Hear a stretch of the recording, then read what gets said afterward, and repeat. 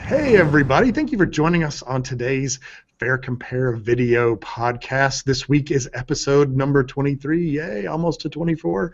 A couple dozen. We're going to chat a little bit about a couple of news topics that have happened in the past week. We have another attempted airfare hike from airlines. We're going to chat a bit about that. We're also going to be heading headlong into Valentine's Day. I know this because I was listening to sports radio this morning, and it was every flower company known to man advertising on sports radio. We know that it's that time of year again. And then we'll also talk a little bit about early boarding for families. It looks like we're getting some relaxation in those part of the rules. And we're going to take a question or two from customers. Hopefully we got some this episode. And I want to introduce our editor from the site at FareCompare.com and my partner in crime, Ann McDermott. Hey, Ann. Hey, Rick. How are you? And actually, I know you've been busy because of that airfare hike, that airfare attempted hike, I should say. What was that about? Yeah, JetBlue started off raising some prices, $3 each way, $6 round trip.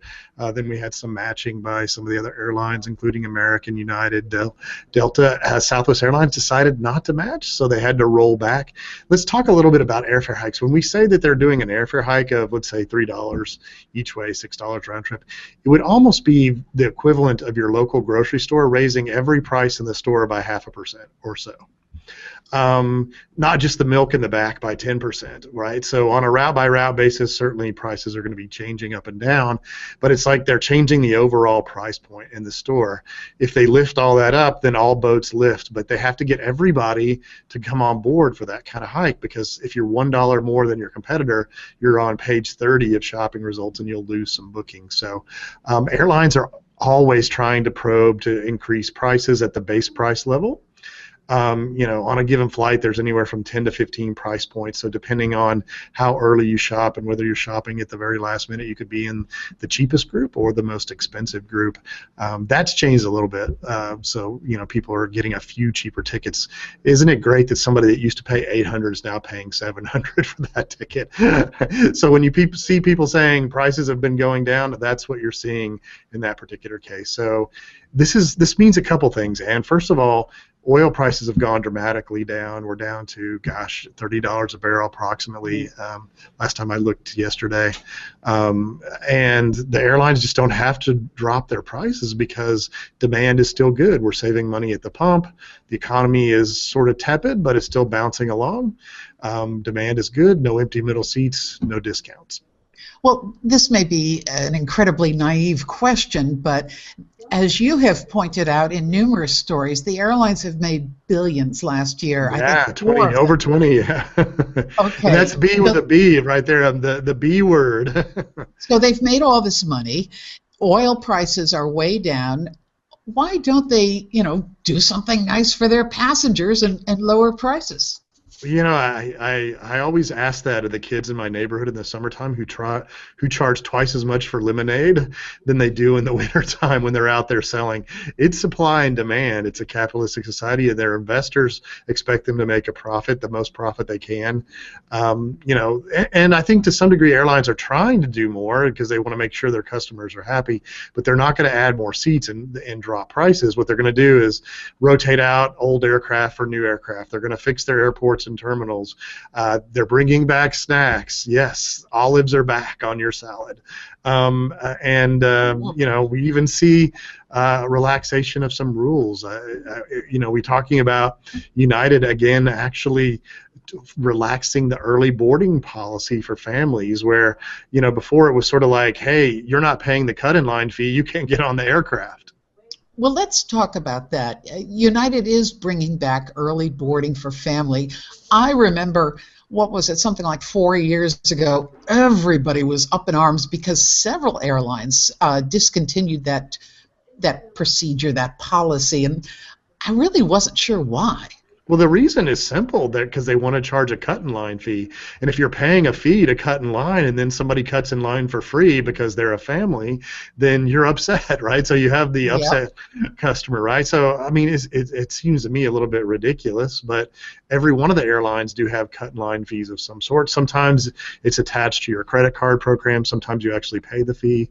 And I've used the cut in line fee for a variety of times. Like Southwest has an early bird cut in line fee, and if I saw half the plane with families getting on before me, and I paid whatever it is, $10 or $15, then I'd be upset as well, and that's why they did it. So I don't know if you have to have a note from your doctor that says you're a family on United. I've seen several people with fake limps making it on board before, so. Well, I will say this, it's not the most generous early family boarding policy because the child has to be 2 or under. So, a lot of families aren't going to qualify for family boarding. But let me ask you this, if they wanted to do the fee thing, how come they started letting them back on again? Yeah, I mean, I think that you see the marketers at airlines and the people that are trying to increase the customer experience are saying, hey, you know what? This is tough for families, right? I mean, they're getting on in the last part. The kids are making, a stink about things. It looks like, I'm sure they have statistics on how many kids are boarding planes that are under 2 that will be available for this particular thing. I doubt they're going to ask for the birth certificate of the child to see if they're under 2 before they Don't be get on too the plane. sure. Yeah, so look, I mean, these sort of rules. I mean, I get it, right? It's swing, as they say in Scotland, swings and roundabouts, right? It's to the dramatically, hey, nobody gets on board unless they're in the pecking order, or in the case of families or elderly or injured or whatnot. We have service personnel that are in uniform; they get to board first as well. All those things to me seem reasonable. I've never thought that was a big deal until they started charging cut in line fees, and I can see why some people would say, hey, I paid a fee to cut in line, and other people are cutting in front of me for free. And I think that's, they're trying to dance that tightrope. I wonder if it speeds the boarding process too. I've seen so many different studies where it does and it doesn't, and it's like you can board randomly, you could do 52 card pickup, you can do seat assignments or not do seat assignments. So I mean, it's the research in that area is actually pretty large, and I'm not sure what to believe, because we have airlines that do all of them and none of them are on time. So I don't know if it helps you turn the planes any faster. I think it depends on the people that are boarding that plane. All you have to do is have one person that's sitting in the aisle messing about, and it clogs everything up. Let's talk about fun stuff. Let's talk about Valentine's Day. There are flight deals, and there are amazing and wonderful gifts you can get from your airline. Yeah, no, I noticed that you have gift cards, and you also have a variety of things that you can do to get out on Valentine's Day. I got this question a lot on the radio this morning when I was on earlier across the nation, and it was like, you can tell that the deals are actually pretty good around Valentine's, except to Vegas. As we all know, it's like, if I'm going to go for Valentine's Day weekend, Vegas is a hot spot. The prices are a little more expensive.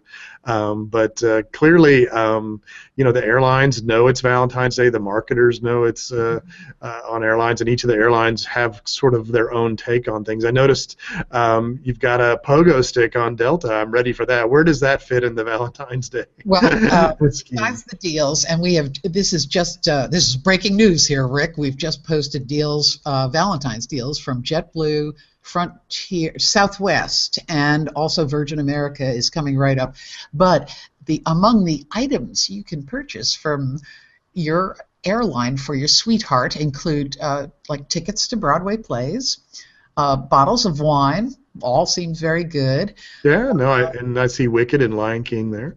And then Delta's Marketplace, you can buy a pogo stick, a rechargeable shaver, Godiva chocolates, that's a good thing, filet mignons, that's a good thing. JetBlue has one of my favorite things. You can buy rain galoshes embossed with the JetBlue logo and colors. I'm trying. Would want this, but maybe somebody does. Southwest has some interesting things. They have a lot of items for the ladies, including knit hat and scarf. Of course, it says Southwest all over it. Cufflinks for the men, necklaces. They also Given that have. list, Ann, I'm pretty sure that roses are are a Well, they pretty also good have idea. a Southwest apron, and I'm thinking, well, if anybody is clueless enough to buy somebody an apron, I don't think so. That would. Yeah, it's sort of like buying your spouse or your significant other a new TV or a lawnmower More or like some a vacuum cleaner. vacuum Oh, by the cleaner. way, United, they've got some sort of tie-in, and you can get if you're. I think you have to be a Miles member, possibly an Elite member, because you can get preferred pricing on Mercedes. So Yeah, interesting. Okay. they'll never come down to my preferred pricing for a Mercedes, but still, it's something to consider. Yeah, no, my wife and I are Downton Abbey fans, and Carson the butler is not handling his new marriage well as far as what you would normally do after being married. It would be like asking for aprons and whatnot. It's been like asking your new spouse to take a cooking class. I, It's I not, it's not a good idea. So if you Downton Abbey fans out there, you'll know what I'm talking about. And I think the best gift, and we've written about this before, is the gift of travel.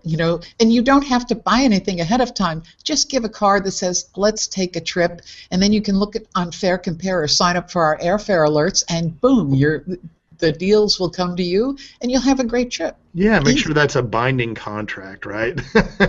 So that we will take that trip. I know a lot of people have plans to take trips, and sometimes they don't materialize. So be sure and do that. Gift cards are always a good thing. There's a lot of spoilage in gift cards, so I think it's better just to sort of give that binding contract and do that. I'm actually working on a trip for for our family with another family right now for the summertime, and there's some great pricing out there. So get out there and start shop for air travel. You've got the Valentine stuff cooking, and also if you're heading, in my case, to Europe this year, you need to be out there shopping right now for the summertime. We have one question from one of our. Oh, I see. It's a Europe question, and I didn't even really look at it. Yes, it is.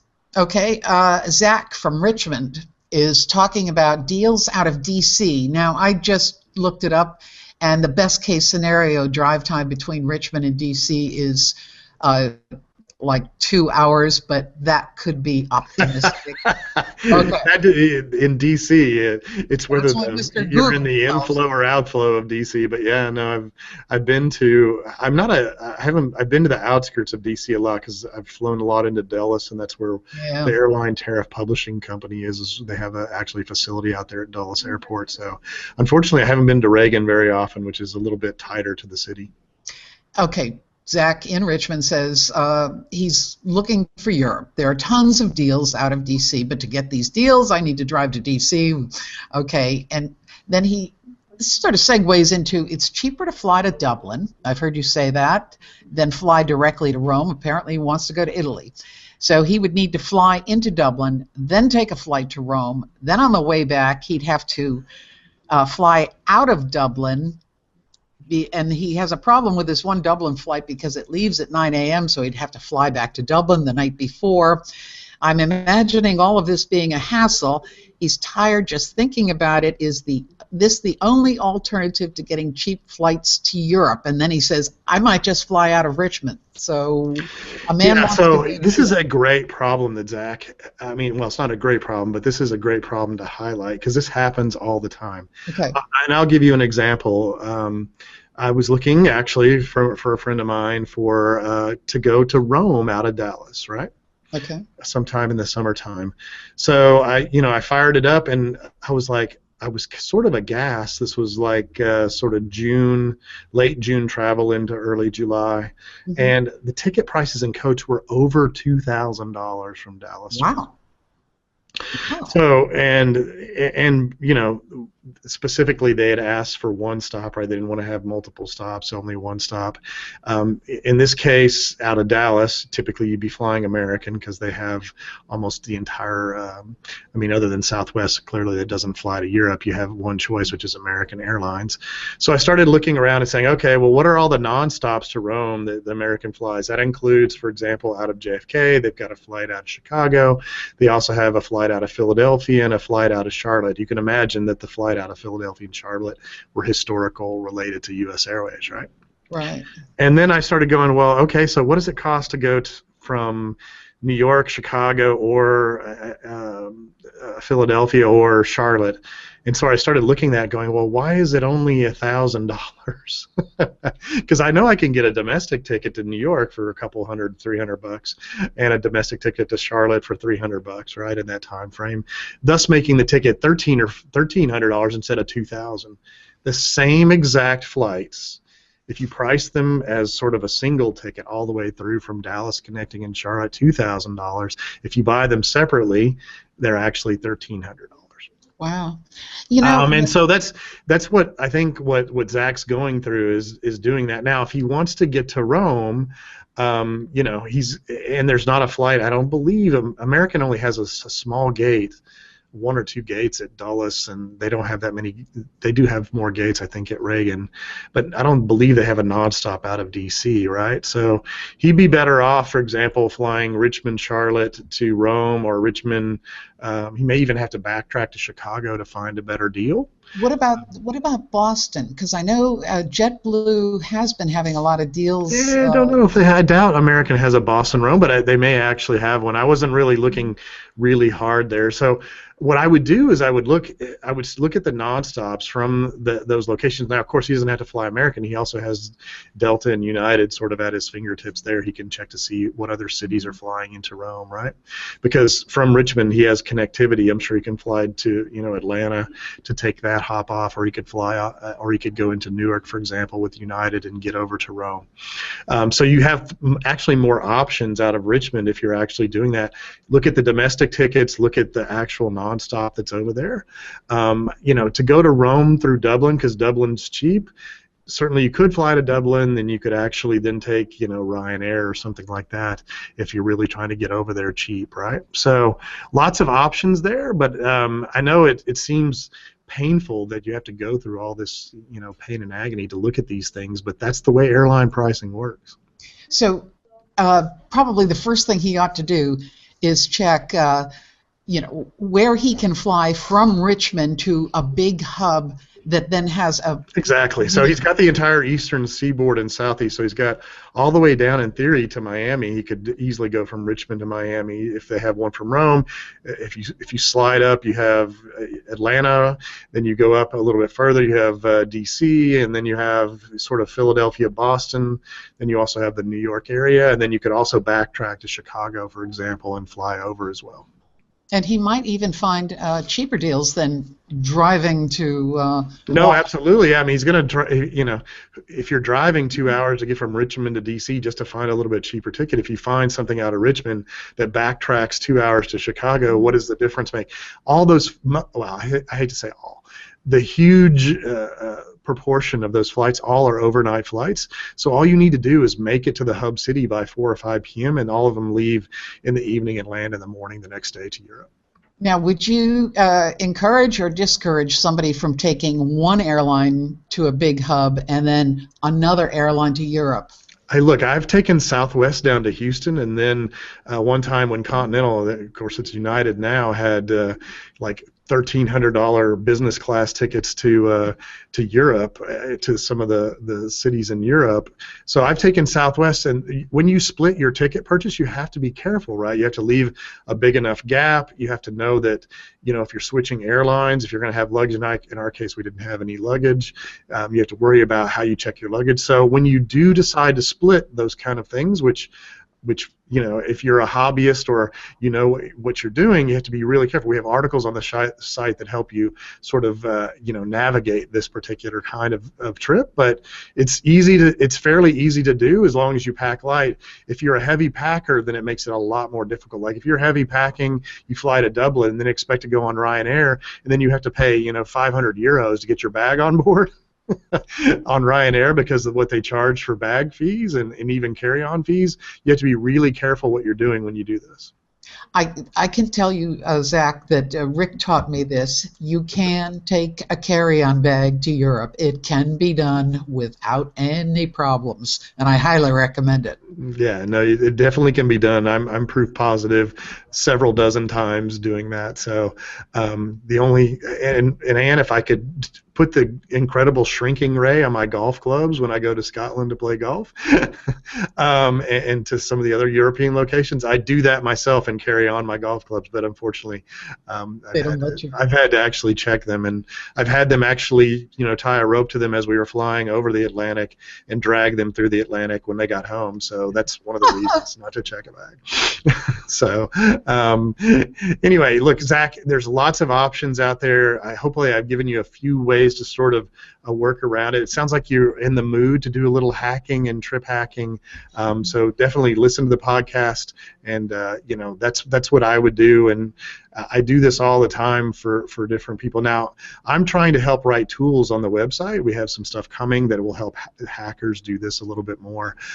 But it's not for the faint of heart. If you're a heavy packer or you're worried about missing your connection and what to do when you do miss your connection, then this might not be for you.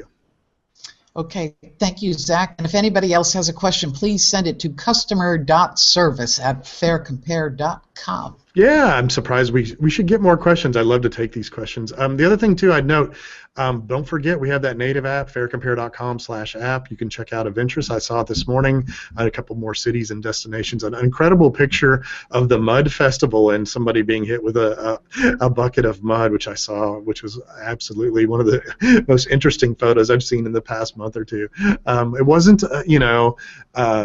dachshunds on the Super Bowl with, strapped with buns and wieners running towards ketchup and mustard, but it was pretty cool. Thanks, Rick. Thanks.